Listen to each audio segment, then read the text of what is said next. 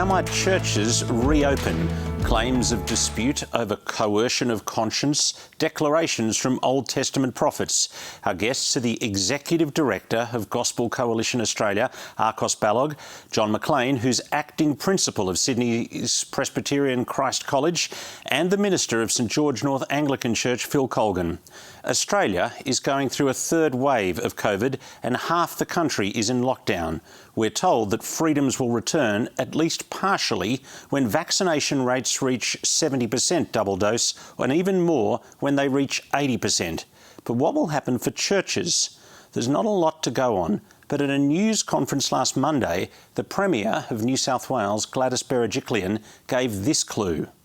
Well, the important thing to note is when we get to 70% double dose, the freedoms that we'll be experiencing will be those who are fully vaccinated. We know that the risk of having or developing severe illness is reduced when you're fully vaccinated. The risk of you getting the virus or passing it on to others is severely reduced when you're vaccinated. But also at 70% double dose, there'll still be restrictions in place. You'll have to check in, you'll have to demonstrate you've been vaccinated, you'll have to demonstrate social distancing, you'll have to make sure that in certain settings you're wearing a mask. So know that at 70% double dose, life will be much better than what it is today if you're vaccinated. Now, a couple of lines stood out. The freedoms that we will be experiencing will be for those who are fully vaccinated, and life will be much better than what it is today if you're vaccinated. She's quite clear that her short-term vision for New South Wales is that at the 70% double-dose vaccination level, there'll be 2 levels of freedom in the society.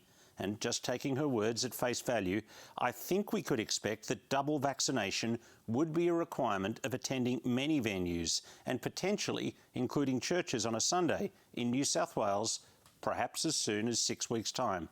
Phil Colgan, can we start with you? Do you think it's actually going to come to that? Or is the Premier talking tough, but actually when push comes to shove, in terms of making it law, she won't do that for churches? Well, we don't know, Dominic, and we're not able to guess the mind of the Premier on this. My personal view is I would be surprised if a vaccine passport was put in place for churches, especially once we get to that 80% point. It might be for a brief period for the 70%, but especially for the 80%, I would be surprised. It's never actually even been articulated by any one official. And I think that is important for how we talk about it. I think it means you don't aggressively oppose something that hasn't actually been officially proposed. Now is the time for gentle lobbying and persuasion, which I believe church leaders are involved in. There can be a place for asserting our rights. We will stand against this or that sort of thing, but you do that reluctantly, and I would hope only on gospel grounds and godliness grounds. So I suppose my point is it might come to that. My view is it probably won't. I'd be surprised if they did, but we shouldn't act as if it is going to happen, which has been part of the issue in recent days with some of these bold statements on this topic. Akos, if we could come to you, because you've got an essay about to go up on the Gospel Coalition Australia site, vaccine passports and the coercing of conscience. And you kindly sent me a draft copy yesterday, but in it you argue vaccine passports are not a religious freedom issue for Bible-believing Christians. What's your thesis there? Yeah, thanks so much, Dominic. I guess there's a couple of issues that I want to tease out. Firstly, some declarations, or the Ezekiel Declaration talks about how coercing of conscience should never be coerced, that it's always wrong to violate a person's sincerely held conscience. And I guess looking at it from a biblical perspective, God puts governments in place not to coerce people's beliefs about God, so there should be a freedom that people have to believe what they want about God according to their conscience. But at the same time, government has been put there by God to coerce some consciences, particularly consciences of people that want to do the wrong thing. So, for example, if you believe that God is calling you, or, to take a topical example, Allah is calling you to go down to the local supermarket and stab people, then the government is very much involved in coercing that conscience of that person. So conscience is never inviolate, it's never absolute. So it depends on how the issue is framed. Now, for it to be a religious freedom issue, I guess a number of things need to take place. The Bible would need to speak very directly to the issue of vaccine passports and vaccinations. Obviously, the Bible doesn't. And the second thing that needs to happen is that the government regulation would need to somehow impede our ability to practice our faith. And as far as I can tell, the only place that that might happen is if vaccine passports came in such that you couldn't go to church unless you had a vaccine passport. I think when it comes to religious freedom grounds, we're on more certain grounds there than just, as a Christian, I don't want to have a vaccine passport. So the discussion at the moment, if it's not a religious freedom issue, what is it? Yeah, I think it's more a political issue. So there's other grounds of conscientious objection, but I think we need to be careful, particularly Christian leaders and pastors need to be careful when the Bible doesn't speak directly to it, to treat it as a disputable matter over something that Christians are free to disagree with. So, for example, I would not want to see a pastor standing up in their pulpit and using the authority of the Bible saying that vaccine passports are against God's word. I don't think the Bible gives us the freedom to say that, or gives us the reason to say that. What we can say is that as a Christian, according to what my understanding of vaccine passports are, I might not like them. I might think they're problematic for X, Y, and Z political reasons. It's more of a jagged line issue. We might bring in all sorts of biblical principles to discuss it, but a direct line saying that this is directly against God's word, once for all revealed to the saints, I don't think we have the ability to say that as Christians. John McClean, do you agree with Akos there? I think so. Maybe there's a few things I'd like to tease out a little bit. So perhaps if I can make a few comments, and Akos might want to come back on some of them. So first of all, I think if the whole... So first of all, to go back to what Phil said, we've got to wait and see exactly what happens. And it's very easy to get overexcited when we don't know the details. And so this kind of discussion, we are talking about something that's still fairly abstract. We're not quite sure how it'll operate. I think our first responsibility, our first concern should be looking generally at how this is going to affect the community. And any sort of vaccine passport has the potential to be unfairly discriminatory across the board. And I think we need to watch out for that. We may or may not have much influence on that, but at least... in our concern for society, we should be concerned about that. And so it could, if people have not been able to access vaccines, but then are excluded, that seems on the face of it unfair. So I think we need to think about that first. It would become, in my mind, a freedom of religion issue if it's applied in some way that unfairly discriminates against religious activities versus other activities. Now, I realise that's not always easy to know how to calibrate it, because going to a church or a mosque or a synagogue is different to going to a synagogue, going to a cinema or a cafe. And so, exactly what rules you'd put in place for one or the other will vary. But if it looks as if something is being placed on regulations really limiting religious activities, then I think there's a case for saying that is a matter of freedom of religion, and that's where I'd want to protest. Whether it's a matter of conscience, I think, is another step again, and then whether it's a matter of coercion is even further step. So I think there are some people who don't want to receive a vaccine because they're concerned about some moral issues about the production of the vaccines. My observation is that's a very small group who really hold to that. But there are some people who have that view. It's a very tiny percentage, isn't it? I think so, yeah. Whereas I think for most people who don't want to receive a vaccine, it's a judgment they're making about the relative risk of the infection versus the risk of taking the vaccine and the benefit of taking the vaccine. And I just don't think that's a matter of conscience. It's a matter of freedom, and people shouldn't be forced to do something to their own body that they don't want to do. But if they make a risk judgment, that they're not going to take it, then there could be some consequences. And it's on the government, first of all, and then the church to try and balance up, the judgment those people have made and what consequences might flow and how to do that as fairly as possible. Phil, what's your take on what Akos and John have said? I think we're in substantial agreement. I agree with the point Akos started with, that the issue of vaccine passports more widely is a political issue. And like many issues, you can agree or disagree with the government of the day, and you can go through appropriate channels to voice your opinion. But just disagreeing with the government isn't a reason to not be bound by the government. So I've got all sorts of issues with the idea of vaccination passports in general, or issues is probably too strong a word.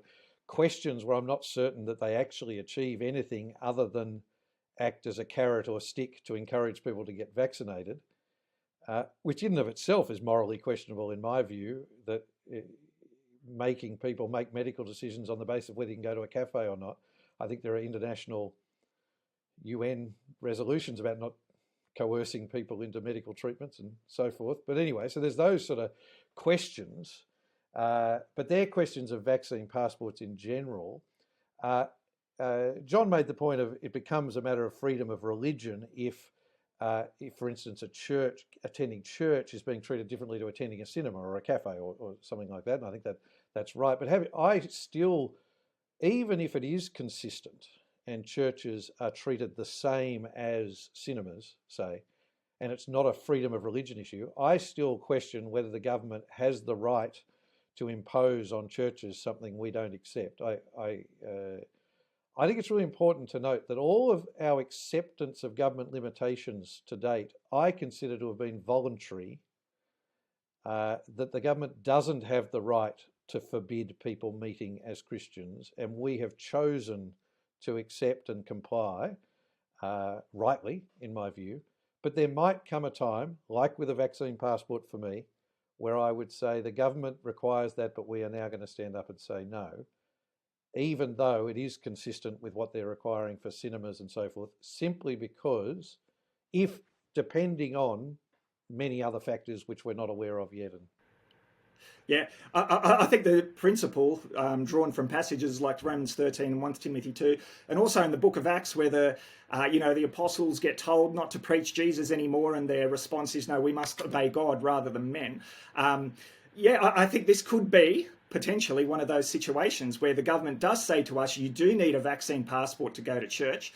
We look at passages like Hebrews 10:25, which say, do not cease meeting together. And then at that point, we say to the government, look, we think this is an unfair burden on our religious practice, on our ability to live out our faith. And at that point, we can push back and say, I think this becomes a religious freedom issue. And ideally, according to international law, so Article 18 of the UN's international ICCPR, which says that freedom of conscience should only be limited where it's necessary for the public good.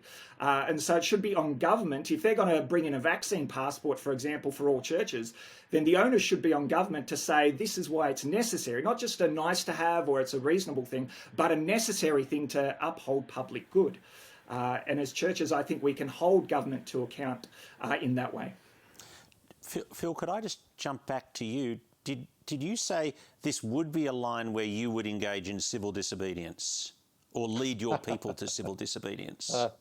I would not go that far, simply on the grounds that we don't know what the rules are, and there's many unanswered questions for me on this yet. So I would not want to be bound in that sense by anything I say at something like this at this point. But I think there are all sorts of questions to ask about this. I'm not yet convinced medically that there is actually any good grounds for vaccine passports in general.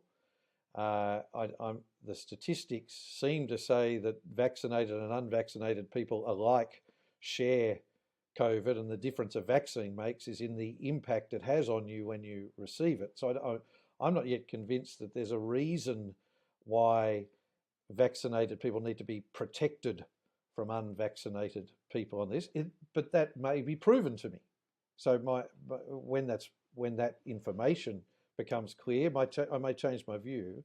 But I do think in general, I cannot ever see a time where I would say that mandating vaccination for attendance at church is acceptable to me, as opposed to strongly encouraging and so on and so forth. But I can't ever see a time where I would deny someone access to fellowship on the grounds of their vaccination status. Let me put the case. I'm not sure I'm convinced of the case, but I think this is the case for vaccine passports or part thereof. Even if the risk of infection is not changed at all by a vaccination, and I'm not sure that's clear that it's not at all, but let's grant that. It is very clear that the health impact of infection is very reduced by having a vaccination. And what I think the big motivation of everything that the government has done so far, the overwhelming motivation has actually been to protect the health system.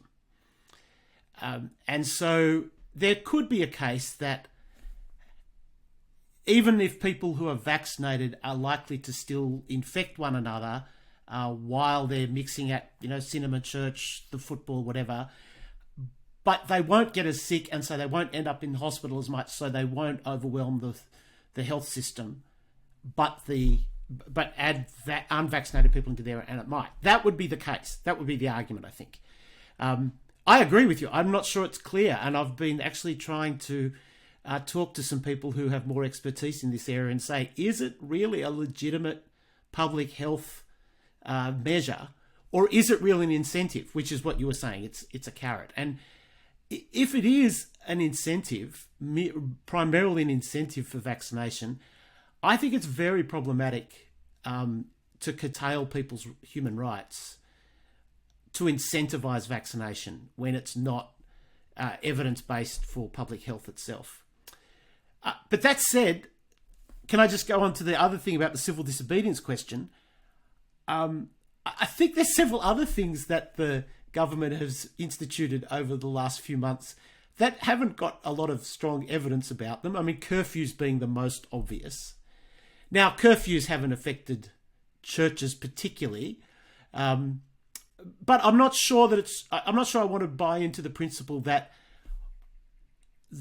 that we treat government decisions as illegitimate and therefore we're going to disobey them, even if we're not convinced that they've got a good basis.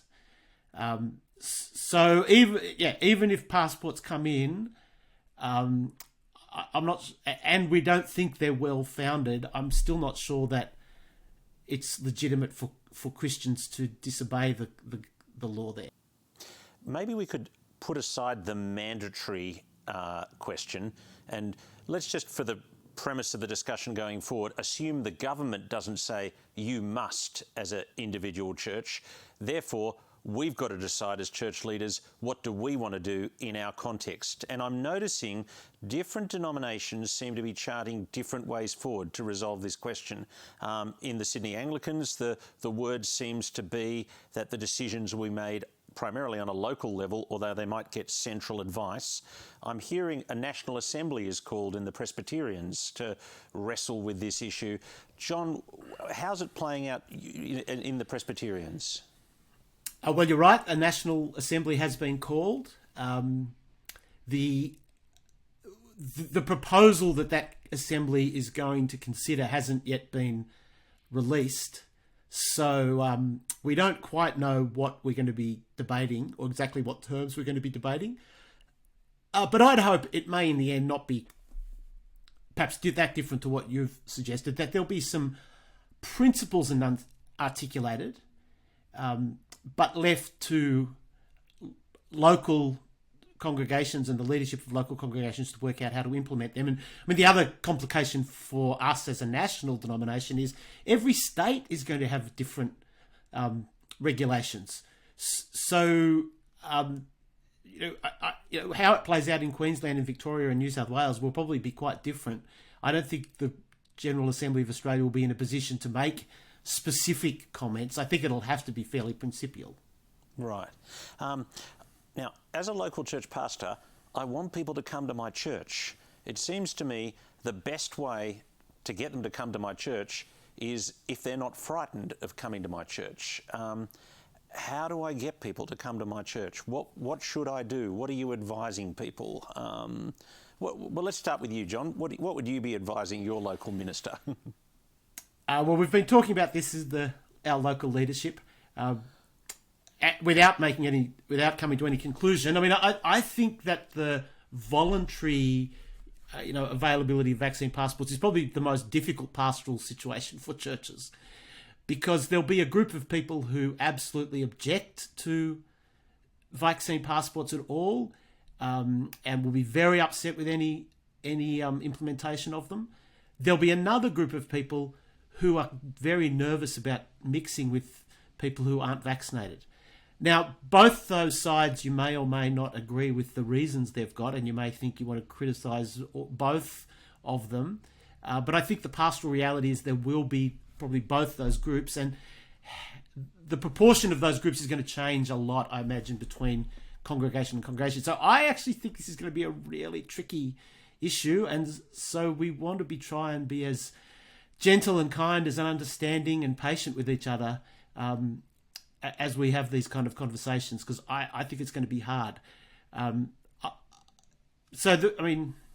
still working it out in our congregation even to begin with, but I guess the first step we've started to think about taking is at least flagging to people that this is an issue that's coming, and trying to help people at least not be surprised by it, and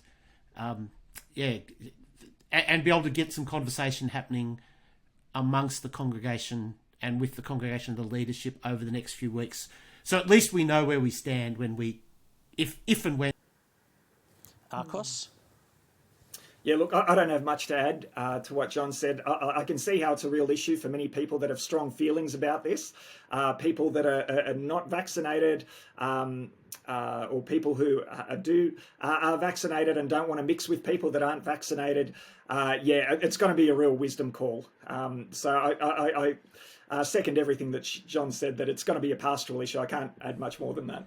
So I guess even just what you said there, Akos, just made me think, one thing that will help us is for the doctors in our congregations and other medical experts in wider denomination as well, to as with vaccinations themselves, to give us some as good information as we can get, so we can try and communicate that to people and say, hopefully to be able to say, look, there is no great risk.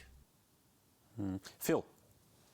Perhaps it's because I'm the local pastor of the three of us that I've probably got a lot more thoughts on this one.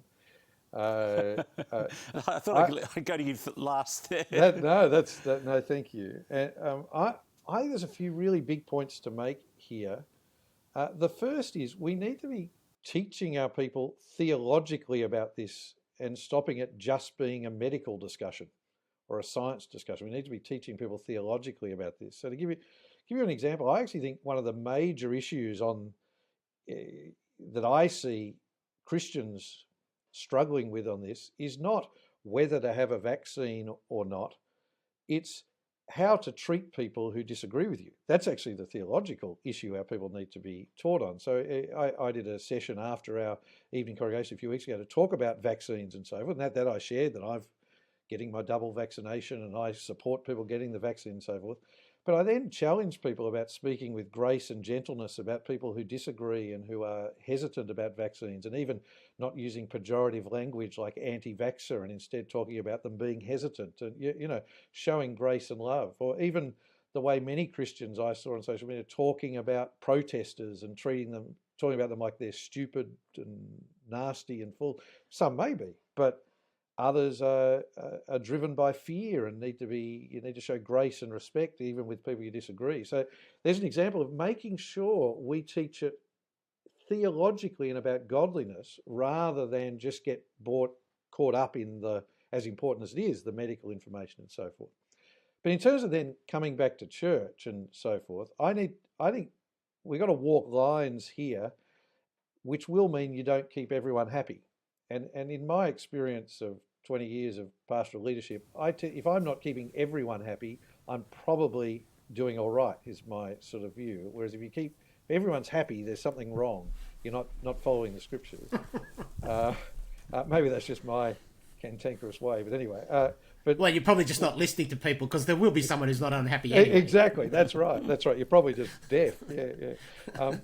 I think, yes, we need to go out of our way to show people church is safe and so as safe as it can be. And I think in particular in the way we deal with outsiders there.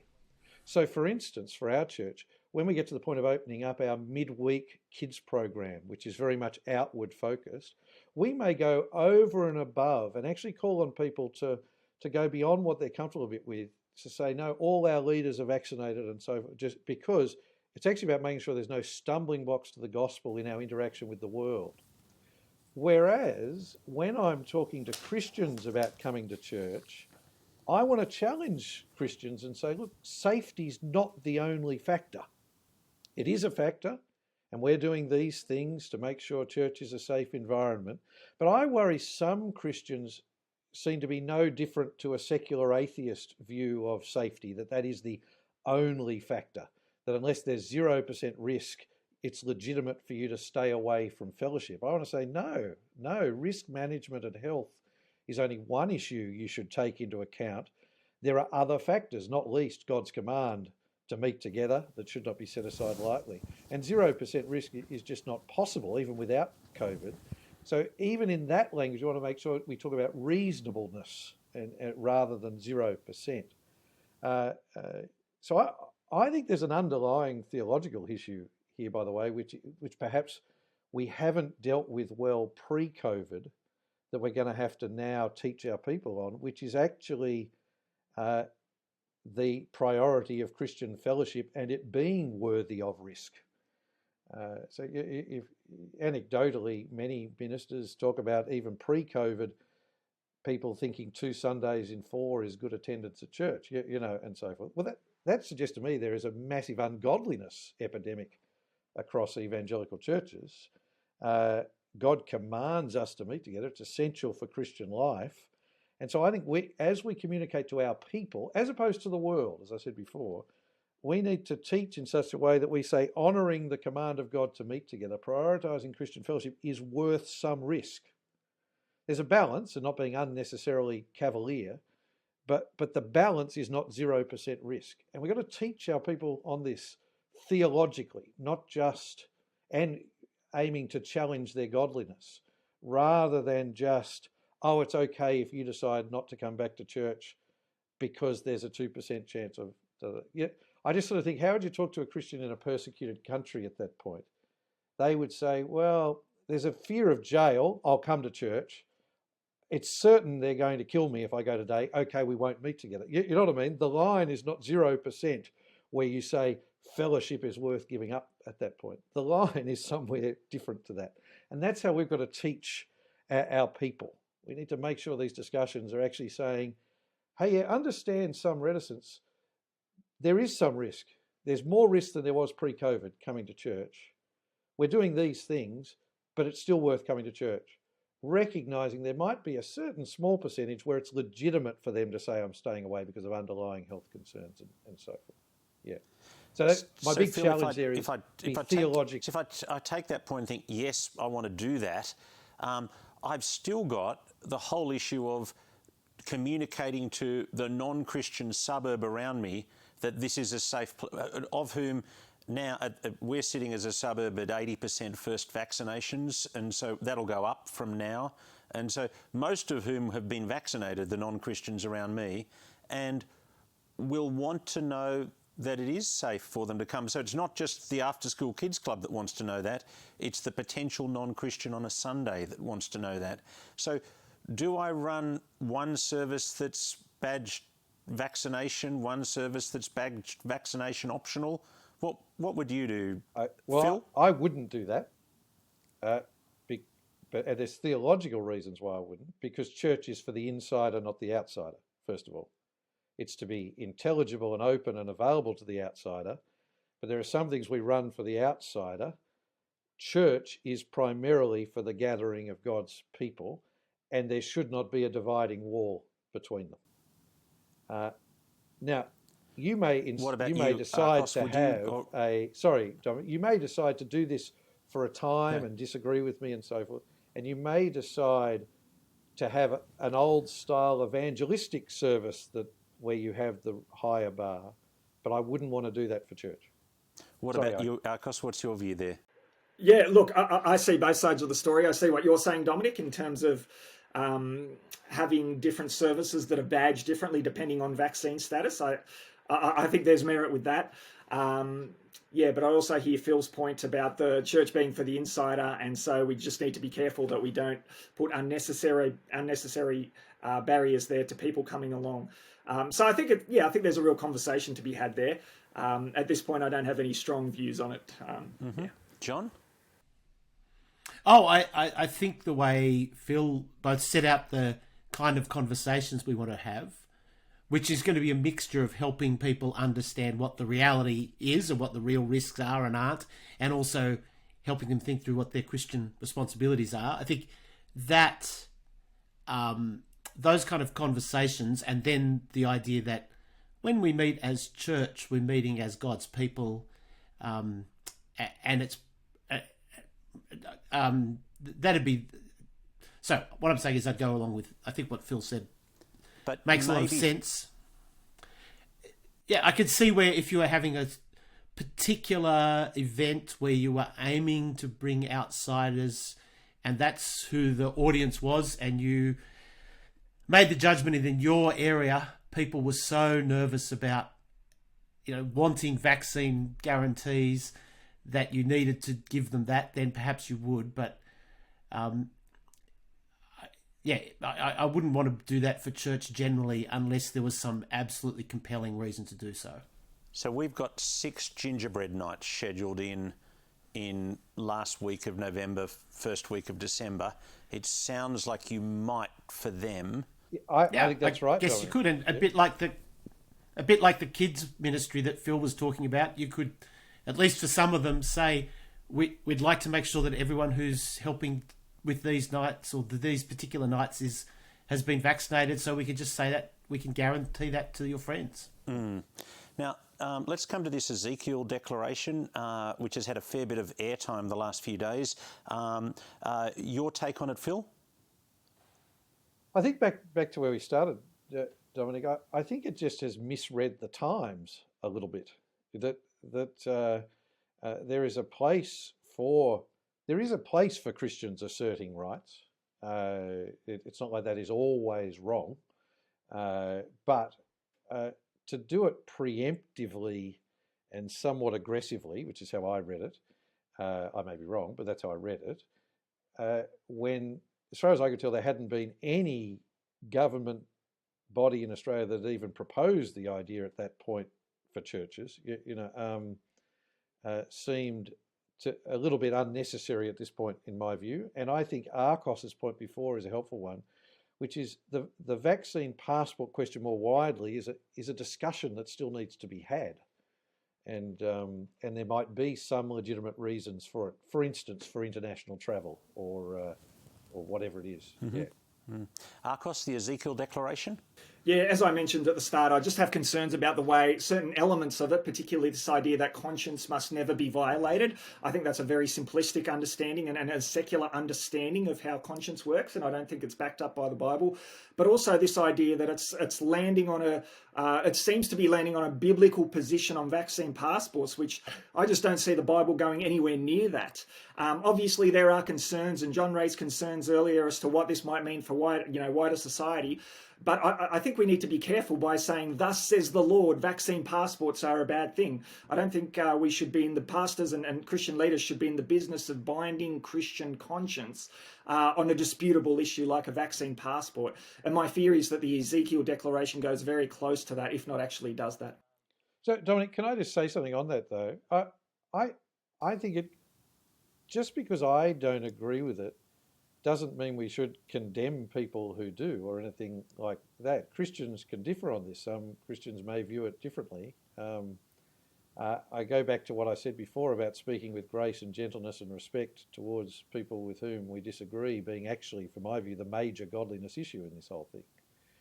And so in there, other Christians may be viewing Australia differently and so forth. Even if I disagree with them, I respect their right to do it.